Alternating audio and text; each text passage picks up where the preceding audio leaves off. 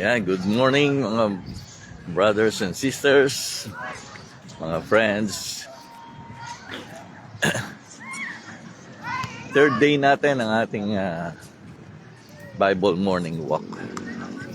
And same location, dito pa rin tayo sa Dasmariñas Oval and Grandstand. So, maaga-aga ako ngayon, solo ko at medyo hirap maglakad shift eh. Yung akin mga apoy tulog pa.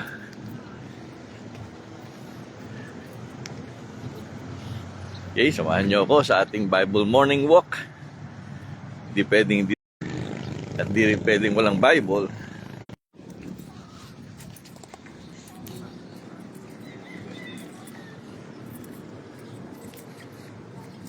Yan, medyo nawawala signal kaya dito ako lalapit ako sa medyo iwas muna tayo sa iniikutan.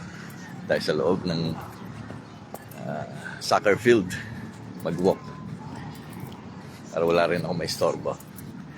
Okay. So again, tutuloy ko po yung ating message sa pag-share ng message sa the Beatitudes or the Sermon on the Mount.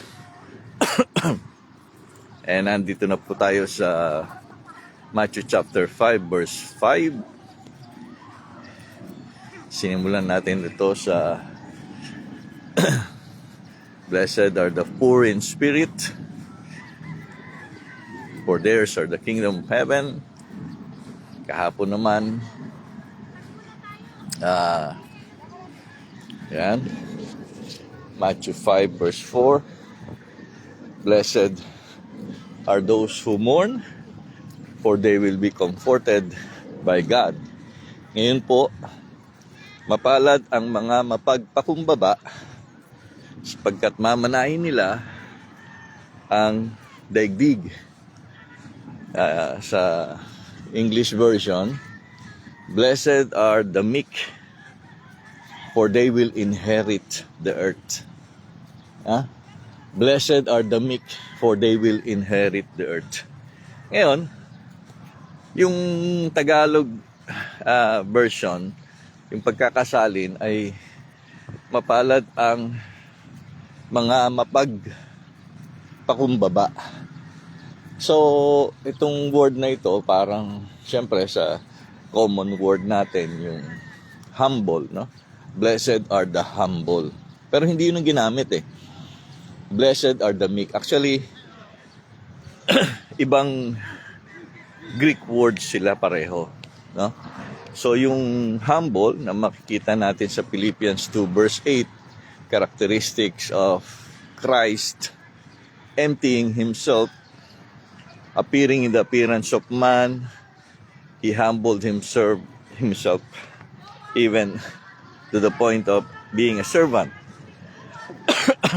Ang word na ginamit ron is tapeinos. Tapeinos po mga kapatid, mga brothers and sisters, mga friends. Whereas dito sa Matthew 5 verse 5, blessed are the meek. Ang ginamit rito ay yung word na praise. Praise. Yan, praise. Adjective, pareho yun. May verb form din yung humble eh. Anong idea? Mapalad ang mga papagpakumbaba. Ang word na meek at humble, tiningnan ko sa English dictionary. Meekness or being meek, description ito ng isang person na mahinahon, gentle, hindi siya madaling magalit, and he is willing to submit. So medyo halos magkatulad din ng a person who is humble, pero ang emphasis naman ng pagiging humble is yung yung iyong view of yourself, na pareho silang hindi mayabang, pareho silang walang pagmamalaki sa sarili. Pero yung a humble person, yung kanyang mas tinitingnan, hindi niya tinitingnan yung para sa kanyang sarili, no? Kaya siya ay nagpapakumbaba. So the distinguishing factor doon is more on ang focus ng meekness is your act, no? Yung pagkilos, yung pag resulta ng yung pagiging meek. Whereas yung pagiging humble is more on your in your internal attitude, no? So kumbaga yung meekness, nakikita yon as you show it. Lalo na ngayon, usong-uso yung mga road rage, no? So siguro magandang magkaroon tayo ng ganyang meekness. Mapalad ang mga gentle heart. May mga gentle heart, may mga is slow to anger, no? Yan, 'di ba? So ba't sinabi ng Panginoon sa atin 'yon, na mga anak ng Diyos, na mga Christians, na tayo'y mapalad because of that kind of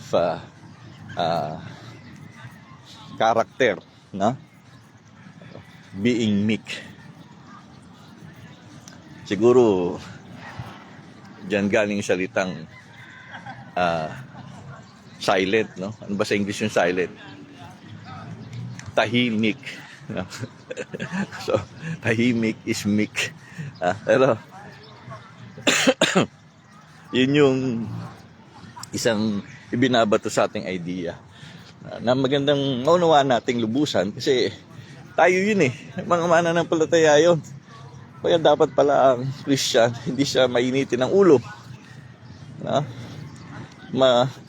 Pagpasensya, mahinahon, malayo, inilalayo sarili sa pagkagalit.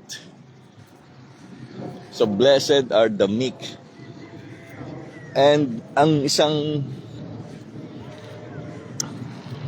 significance siguro nito in relation to our relationship with God is our willing to submit, no, to the will of God. Hindi mareklamo, hindi nagpapasakop sa gusto ng Diyos para sa buhay mo.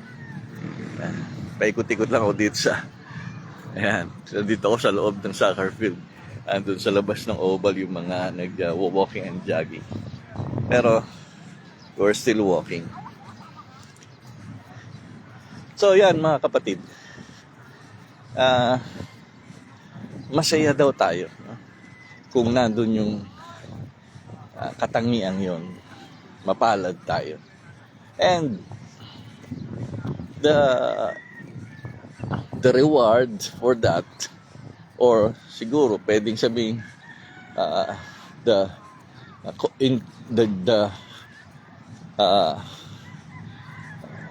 hindi ko masabing result kasi ayokong tingnan result ito na mapagpakumbaba ka, no? Kundi yung fact na ikaw ay mapagpakumbaba ay ang isa pang kaugnay niyan is because you are inheritor of the earth. Inheritor of the earth. You will inherit the earth. So ang tinignan ko yung verb na yon, and ang idea that and they will inherit the earth, they will possess the earth, is it's in the indicative. So it's a reality, it's a fact. We are inheritors of the earth. So anong ibig sabihin nun? So yung sinasabihan talaga ni Jesus ay yung mga followers niya, yung mga anak niya, yung mga apostol niya. And He is telling them, you are co-heirs with me. Di ba yung mga inheritor, mga tagapagmana, no? Tingnan nyo sa Romans 8:17. We are God's children and we are heirs with God and heirs with Christ. Heirs of God and co-heirs with Christ. Tagapagmana tayo. And alam natin na hindi lang langit ang mamanahin natin, kundi maging ang earth, ang mundo. So that would be, siyempre, alam na natin na hindi itong lumang earth, kundi yung new earth. Na? When we are in our resurrected, glorified state sa new heaven at sa new earth. Di ba? So, sino hindi magiging mapalad? Sino hindi magiging sasaya na mayroon ka ng kagalit? Na? Sikapin natin na mag-glorify natin ang Panginoon sa ating pagiging meek. The word is praise. Adjective po yun. So, dinidescribe ang mga anak ng Panginoong Jesus. So, shout out dito sa aking